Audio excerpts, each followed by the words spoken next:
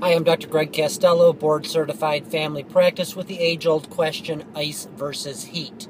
So for injury, I'm oftentimes asked, should I put ice on it or heat on it? And it's a simple question, but it's also a complicated question. So we'll start with heat. On your body is a muscle relaxer, so putting heat on your back or your neck relaxes the muscles and takes some of the spasm away. Ice is an anti-inflammatory. It shrinks the tissues, it decreases blood flow and inflammation to the area. You do need to remember that heat rises and cold drops by contrast. So if you're icing your back, as an example, you can't lay on the ice pack because the ice literally is penetrating into the couch. You have to be on your stomach with the ice pack on top of you, and the cold will drop. So if you remember, a fisherman will pack his cooler. He puts his beer on the bottom of the cooler and the ice on top, and the ice penetrates down into the beer. So if your ice was on the bottom and you set your cans on top, they wouldn't get cold. So ice goes down, or cold goes down, and heat rises. So you need to make that adjustment when you're putting ice or heat on.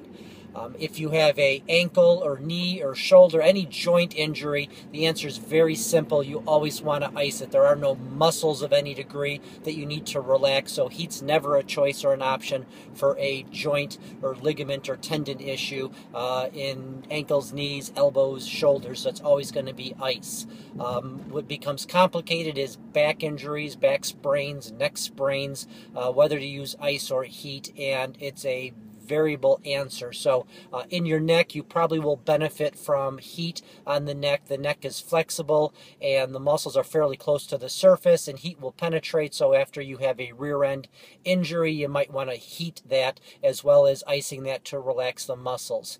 Your low back, however, most of the muscles that go into spasm are very deep and we don't necessarily penetrate with heat. So we could try heat on your back. If you feel better after heat on your neck or your back, then you are relaxing some of your muscles and it would be okay to do heat.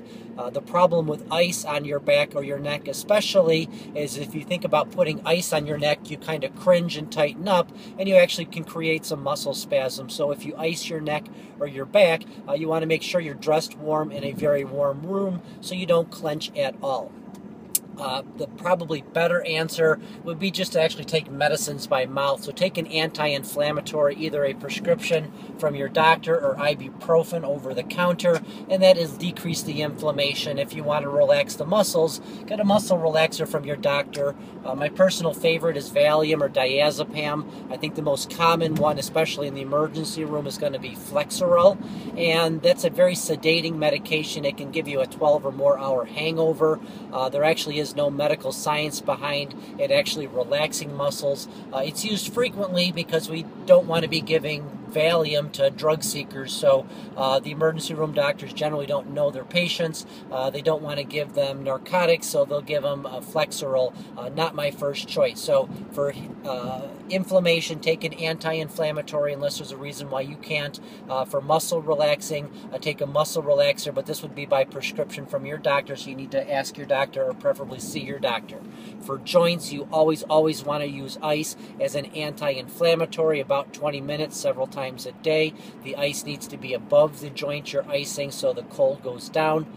Never heat on a joint. Back and neck, you can try heat, and if you feel better immediately after it with less pain, that means it did relax some muscle spasm and you might benefit from it.